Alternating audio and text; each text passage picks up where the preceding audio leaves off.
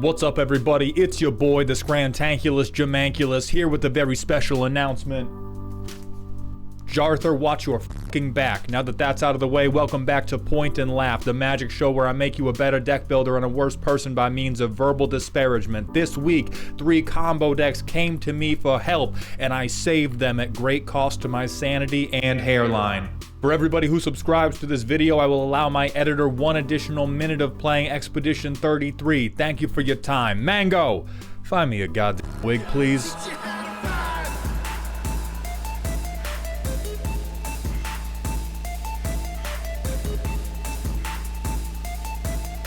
Let's open up Lapines' deck. The plan is simple. Ramp into big creatures, then turn your brain off and swing out. Occasionally, you get to do a Dark Depths Thespian stage combo. The only thing that can kill this deck is targeted commander removal and board wipes. God, I hate board wipes. We just have to open with scary on the only thing that can kill me is the most common response at every commander table north of the Mississippi. Motherfucker, what? The only thing that can kill me is air. The only thing that can kill me is breathing, sunlight, and the touch of another human. Who the fuck are you? Are you the alien from Signs, Lapines? What's happening? Have you seen this movie? They're aliens that get killed by touching water, if you're unaware. And this kind of sounds like what's going on here. Now, board wipe, sure. Deck runs great if they let me. He must have died while carving it. Okay.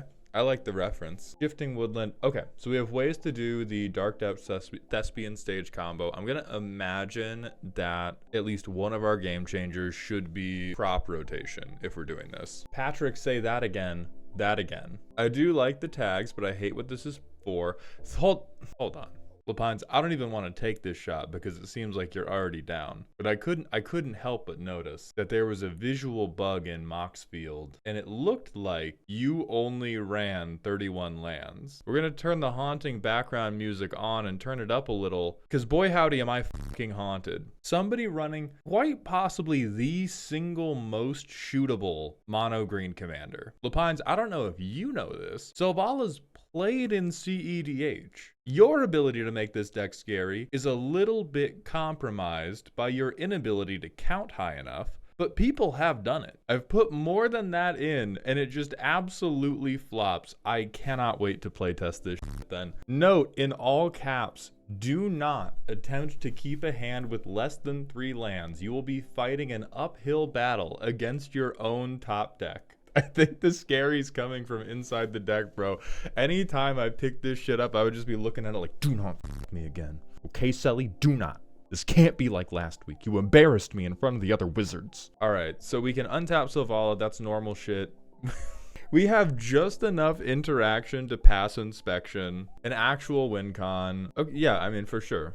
You make 1,000,000 mana with Selvala, this gets there. God forbid the green player lacks ramp. There's more, though. There's more than this, right? We're not... Did we straight up go, all right, well, maybe I'll cast 3 visits, or maybe I'll get 8 mana and get enough money for the rest of the game. There has to be a different section. This section, this is just goofy. Just say no to removal, plan Z, sure. Resistance is futile. Dog. Nuh-uh. Nuh-uh. You can't trick me.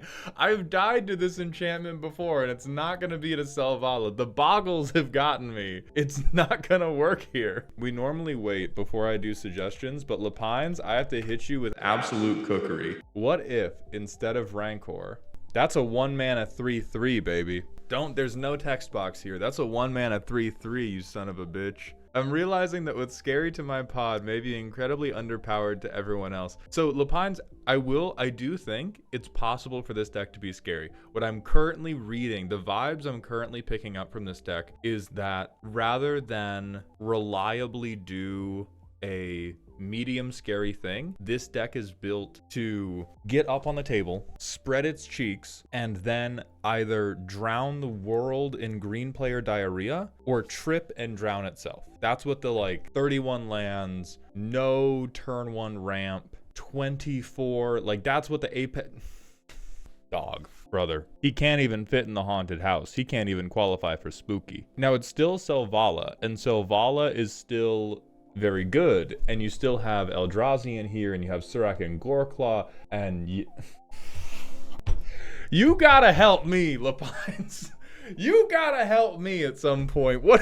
So we have good stuff in here, and we have a ton of damage that we can flop onto the board in here. I'm also going to assume that you have stuff that draws based on creature power. So I can already see in my mind's eye playtests of this deck where it is terrifying, where you, okay, my brain short-circuited because for a moment I thought that it was impossible for you to play Selvala turn 2, but it's not. So let's just Mind Palace. You Carpet of Flowers, you Wild Growth, you play Selvala turn 2.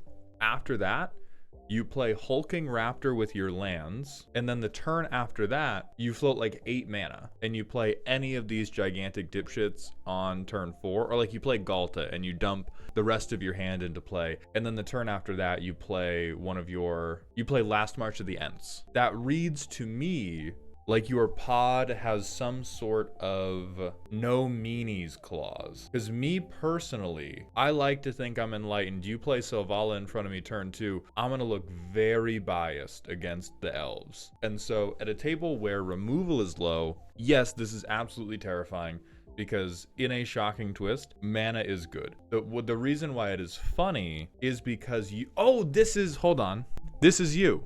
If you don't know who Deontay Wilder is, he's a boxer who got a lot of acclaim because he has like a terrifying hook. He hits really fucking hard. He can just like explode people. And bro is standing on McDonald's straws. And this is your Selvala deck. We have all of this big, scary, ridiculous dog shit, and you can be hard stopped by a lightning bolt. I don't want to jump scare you, but if you haven't taken your heart medication, I'd take it now. Like, this happens to you, I'm out for the day. I'm clocking out, I'm going on break. You could get Medicaid for this shit, dude. You could get fucking disability for like 2 years if somebody hits you with a lightning bolt. So that's what we're laughing at. And a lot of Selvala decks that peace and love to you are trying to win are built around the idea that Selvala's probably not making it through the first time. I want to have a lot of reliability to have Selvala stick around. For some reason, my pod never removes Selvala and only removes the other enablers. Are you sure your pod can read? Have you been playing Commander at the kindergarten again? Because we did talk about that. But here's the thing. If we work on the deck, what has to be fixed is the full art Gigantosaurus. Maybe not him specifically, but this is like the archetypal thing that would need to be corrected for the deck to be better. If you're like, my pod is idiots, let's work on my touchdown dance, I'm super down to help you work on a touchdown dance right now. But the fact that you're no pain in your chest, no embarrassment, no blush in your face, going, hell yeah, impervious great worm, we're in touchdown dance territory, brother. I'm gonna go to the playtest and I'm gonna see free mulligan done. No, not 3 lands. We have 3 lands and we have the worst shit ever to spend them on. Perfect. I'm gonna make you keep this. We do not Cavern of Souls. We're gonna do Wild Growth, right? Oh no, this is oh yeah, we have Wild Growth. So we Wild Growth, we Selvala. We Cavern of Souls.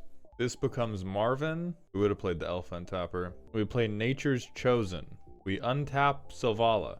We float 2 green. Use 1 to get to 3 green. Go down to 2 to untap Selvala. Oh, that just gets us back up to 3. And we play Carpet of Flowers and then we pass. Now we play Seedborn Muse. We get to untap everything on other people's turns. And we just float the mana for fucking kicks just to take game actions. And now we wait. Between the 18 million ways I have to Beyblade Selvala right now and Carpet of Flowers, I have to be able to get to 10 mana.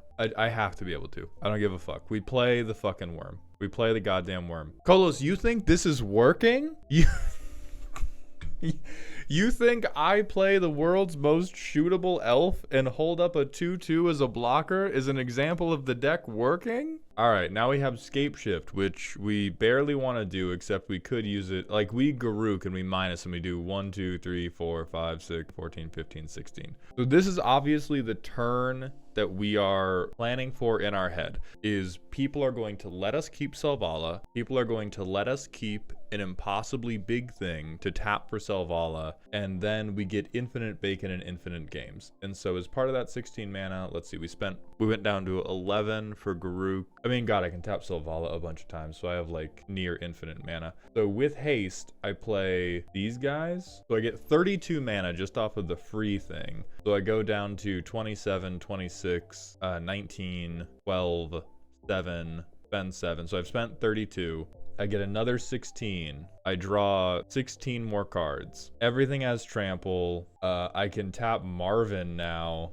I finale, and then everybody dies. So this is what we are hoping for, and this looks a lot more like a round of Army Men than a round of Magic the Gathering. We're gonna put you, I don't think you're lost, but I think you're just straight vibing. You are just straight vibing right now.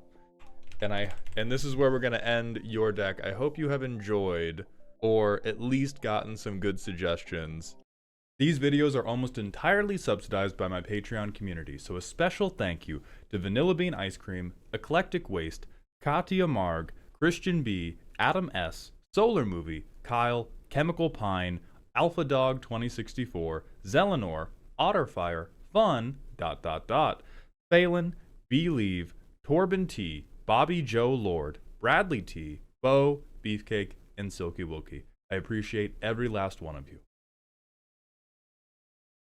All right, moving on to John Klug's deck, also scary. Gav, Guru of Spores, and his insane gambit to purposely combo on turn 6 to make infinite dudes, all with huge sticks, pass, full turn order goes by, get board wiped or win.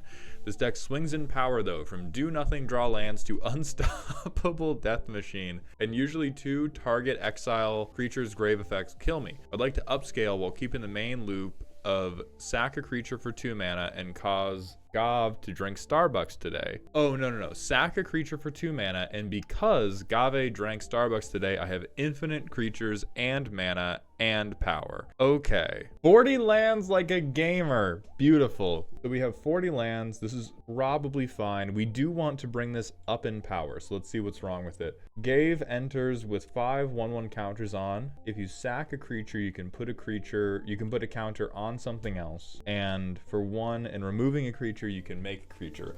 So there's presumably some combo loop here if we can make this like mana positive. A cool baseline. Heritage Reclamation, Artifact Enchantment, draw a card. Okay. So this is just why is this cool, man? We listed this as scary. I'm kind of reading grumpy here. Requisition Raid, Pest Infestation, double commander abilities. And I'm presuming if we double the commander ability, we get infinite bacon, right? Eat figures for mana. Yeah, because if we had like, would even hardened scales do it? Because if we had Gav and we had a guy, we sack the guy to Astronaut's Altar. We use 1 of the mana to take a counter off, make a guy. We use the other mana, I think yes. As soon as we have make 2 mana off a guy and make 2 counters instead of one counter. I got green, baby. We're cultivating. That's so fucking fair of you. That's so outrageously fair of you. Eat fingers for mouths. Jesus Christ. What the hell is this guy doing here? I refuse to believe in this. He tried to slide in with all of the normal Abzan combo food. Eat fingers for life. Then mouths for fingers. Eating our fingers. So we have some reanimation. We don't have a singular fucking thing worth reanimating. That's good. Oh shit, it's on target creature, right? The entire deck is built around what if this ability went infinite. I think so then immediately what we have to talk about is where the fuck are the tutors, right? If we're not playing around, then we shouldn't be playing around at all. I think the fact that this is, I want to go infinite on turn 6, that is currently a derogatory designation, because we have a couple different things we have to pull our tutors from. Does this go infinite with just 1 piece? Because I don't think just hardened scales goes infinite. I think it goes stupid. but I don't think it goes infinite. I think we require something to double the ability, and then something that we can use to make mana, or a thing like this persist creature that will replace some part of the loop that we would have used mana for. So like Devoted Druid, not get infinite activations. So yeah, we need multiple pieces, and right now we're just kind of like hoping and praying that we'll get there. First and foremost, I need to get this out of Architect so I can actually playtest it. So if we go to the playtester, we're trying to make up for having no tutors by having just like a critical mass of every different piece that can do the thing we need it to do, which I personally dislike because it's kind of like inviting your friends to the casino if one option on the slot machine was their balls exploding. I'm never a fan of, I'm trying to do this really, really powerful thing, but it's okay because I'm trying to do it slowly or I'm trying to do it badly. So my first recommendation, if we want this to be scary, is how can we make this loop very tight? How can we make this loop tighter? How can we make it more reliable? How can we make it happen more quickly? And so here, if we go, whatever, I'll play my tap land. Who cares? I will play this card that makes me think fondly of Standard and draw a card. Play like Ellis Ill Core, because this is an outlet. Because we not only have, and this is a I win on my turn outlet, which does matter for you. And then I'll like rot farm this back to hand. Turn 4, we have 4 mana, so I will drop a Good Fortune Unicorn. Turn 5, enters with 6 counters instead. And now what tools are we missing? So we have a way to get more counters on a guy, which I don't even, does this help us? Because it puts more counters, which helps us make more creatures, but I don't think this feels like a distraction from the loop rather than something that we actually want to do from the loop. So we go this, let's say instead of the Good Fortune, the dumb horse who doesn't matter, we play Carmen's Cruel Sky Marcher on turn 6 instead. And this is game winning, right? Like we might have to untap for this to be game winning. But if we untap with this, it goes, I take a counter off, I make a guy. Not actually a pest, but who cares? Take a counter off, make a guy. Pay a life, sack a guy, treasure, counter on Cruel Sky Marcher, I get a token back. I use the treasure to remove a counter from either Gav or from Carmen, probably Carmen for the sake of the loop. New pest, sack again, and I would actually be going net up on Carmen triggers and net up on life because I'm sacking both the treasure and the creature. And then we just win the game for infinite life drain. So we're absolutely doing combo, but right now we're trying to do combo badly. And I think that is the heart of my misunderstanding, is we're trying to do something very, very good, but we trained it wrong on purpose as a joke. And then we lack an ability to, like, we've given up the ability to protect ourselves. We've given up the ability to tutor. So John, are you used to formats where you don't have access to things like tutors, and so you don't know how to build a tutor package? Or is there a emotional desire to have it be so highly variable? Both things I'm perfectly happy to make fun of, but I do need to know which way you're wrong. If we want this to function strongly, we don't give a fuck about Hex. Like, we just straight up don't care about removing people's creatures. By the time I have 6 mana, I'm playing Gav and I'm winning the game for it. Yeah, I don't really, okay. So if we don't know tutors, let's go for it. Worthless, probably worthless. I hate doing this type of makeover, but I do know it to be necessary for what we're doing. I feed yet another Abzan player into the combo mill. Okay, so what I have done here is I've killed the quarter of your deck that makes you feel joy. Heritage Reclamation is removal though, and I do want to impress upon you that when you're in a combo deck, we want that removal to either be as efficient as possible, or we want it to just turn our combo on faster. Like, the best thing we can do on a given turn is get another half of our combo piece, like Pest Infestation, for example. At the bracket this type of Gob deck should be playing at, if you could ever spend enough mana to make Pest Infestation be good, we would rather have cast Gav and won. And I think that is the attitude we want to have, is Gav this is not a guy who gets to come onto the board, brew his Starbucks, and then pop off. This is the dickhead executive who's walking in angry and wants his coffee ready for him. When you play Gov every game, the board should be set such that we can go from I've played Gov and now you all die. I think you're lost. I think you know where you want to go, but I think you just had not been exposed. And I hope that we have opened your eyes, and I do hope you have enjoyed. And John, leap openly into the void. There is no way to do what you want at low power, and that is not a bad thing. I urge you to accept that and inflict, like, you want to go full Last of Us on people in terms of how many spores you are creating. I feel like I need a monocle for, not Hitagetsu and Kairi. Okay, this is the closest thing I have to a monocle, Ice Phoenix. So I'm gonna have to just assume this is perfectly in character for the type of person you are. You tell me how right I am. If you tell me I'm wrong, I'll know you're a liar. Atop my dope-ass wizard's staff is a blender with a teeny tiny demon inside, and I wish to push the blend button over and over again as many times as I can. Do you want to draw cards? Do you want to cast really big spells for cheap? Do you want to deal a lot of damage? If you said yes, then blending, which is a word I am using to cleverly disguise my A+B combo deck, might be just for you.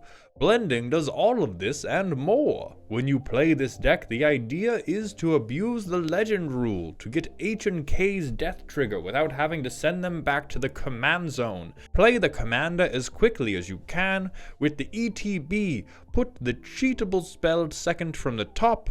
On your next turn, clone H and K for a free spell, a chunk of damage, and you can prep your next blend. I wanted to include arcane spells to feel different, so I figure a commander that casts half the equation for you is a good place to include them.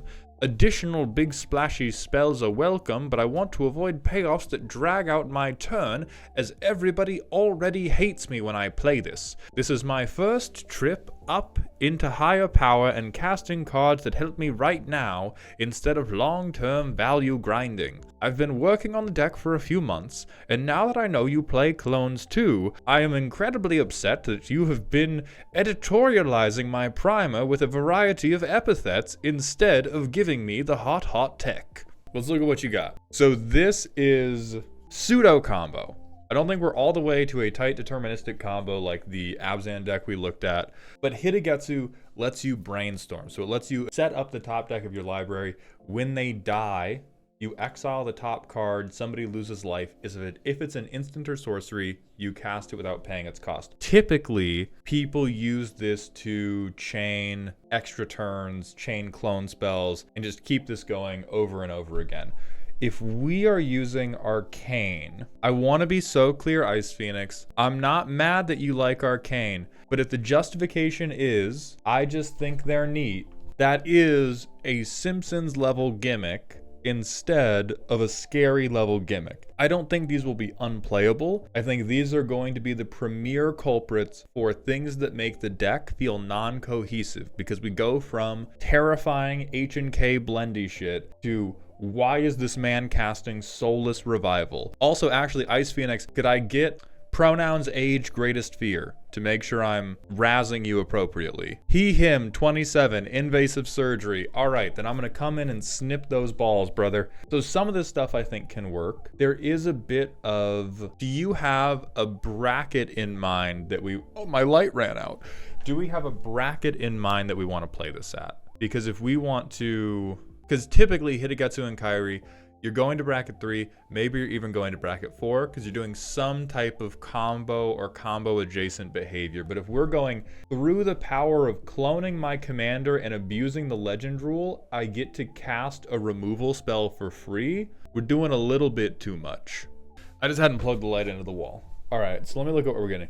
We're getting removal, we're getting mill 1, we're getting draw a lot. I usually hang out above precon level. Okay, so we're trying to do better than precon but not that much better. We're trying to look down our nose at the precons, but not like crank our necks. Kitchen Ninja suite of appliances. All right, so these are all of our ways to clone things. We have clones. We want the clones to die as well. So it is important that we're not using the clones that break the legend rule. I think first things first, there's a number of these. I like Cypher a lot. I think this is a great deck for Stolen Identity. Is scary because putting any sorcery you want on top is very ominous. I would define that as spooky. It is very ominous, but the thing about scary is everything I'm doing is openly attempting to win the game. Spooky is I am going to set up a thing that if you let me do it after you've watched me set it up, could be quite bad for you. Speed settings. Sir, I know you did not just talk to me about speed settings and then show me Klarna's 4-installment payment program. This man would lose a race to quicksand. What the fuck is he doing here? Okay, so we gotta open your eyes. I feel like don't touch Bronze Walrus. No! No! This can't be the sacred card. You said above precons? Precons have Solemn Simulacrum. Solemn Simulacrum is hosing this man. We have a bad wheel. Leave him alone. All right, we have a bad wheel. We have, what in the, it's because it says basic land cycling on it. Ramping on turn 3 works for ramping up to a 5-mana spell. Hey, that's so true. Hey, real. Hey, that's so real. I got no response to that. That's so real. You dumb motherfucker. You stupid ass. Seance. True Skinny, it's speed settings, as in different speeds. We've got fucking Usain Bolt, and we've also got Calm Meander. Okay, we have Master of Dark Rites. I'm sure we'll have creatures to sack. Top deck controls.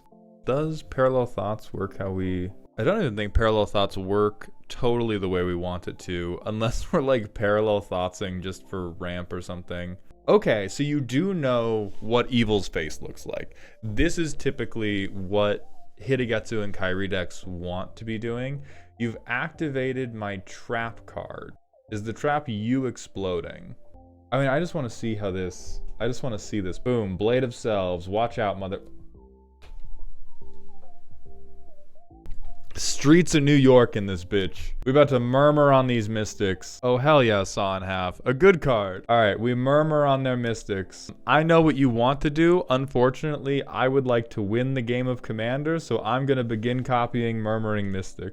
Okay, Hitagetsu and Kairi. Draw 3. Invasion of Vryn. Draw 3, then discard. Holy fuck. The best possible thing we can do is just keep the train going. This kind of seems like the Gyruda masturbation decks. We're putting 2 back on top. I'll put this, then Rite of Replication.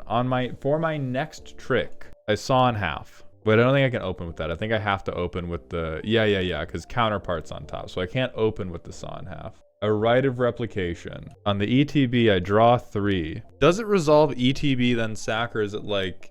ETB, but it sacks so to legend rule, so you resolve the death trigger before you even resolve the ETB. ETB then sack. Okay. And then Suds immediately says sack to I agree with Suds. I think, yeah, death trigger resolves first. Okay, great. So the Cackling Counterpart would come off the top as part of the death trigger. It would target Hitagetsu and Kairi again, which would introduce a new Hitagetsu and Kairi, which would insta-die, and so we would again get the sack trigger, which means I don't think we could have controlled this one. Oh, this is awful. Why is the main gimmick of this deck watching you fail a math test? So nothing happens here. And then the ETB will resolve, and then we get to put 2 down. And then I think a different... No, because the legend rule is going to keep making the death triggers happen on top of the ETB triggers. My only beef with this deck is we have a blender, but inside the blender, we are only placing a proprietary mixture of kale, cottage cheese, and my own shit. So I like what we want to do. Both triggers go on the stack at the same time, so you decide. You can stack them how you want. Okay, like at the end of the day, best case scenario, we have an extremely big stack that our friends are going to hopefully trust us to resolve. But the outlet of that big stack is mostly, I board wipe you guys. I keep the stack going even longer. I show you guys some cards that should really be part of a PowerPoint rather than part of a commander deck. I make John discard 3 cards. Right, we have all of this lead up, and then a lot of the payoff is, don't you guys also think 3 tragedies is really neat? And so that is what I would genuinely recommend that you correct, because I don't understand how this deck is meant to win other than people conceding to you once you set up the blender. But Ice Phoenix, I'm putting you in, baby Jill. And I think this is where we're going to close it. I applaud you for creating this clone engine. I think the blender element of this deck works well. I disagree intensely. Either convert them into creatures or just go for a deterministic game win instead. And there's a ton of things that can support that. You can either go the tutor route for the high power, or we can have just like good card draw things like stock up or memory deluge to help us get things into hand to set up the big turns. And I think that would make the deck roll a lot smoother.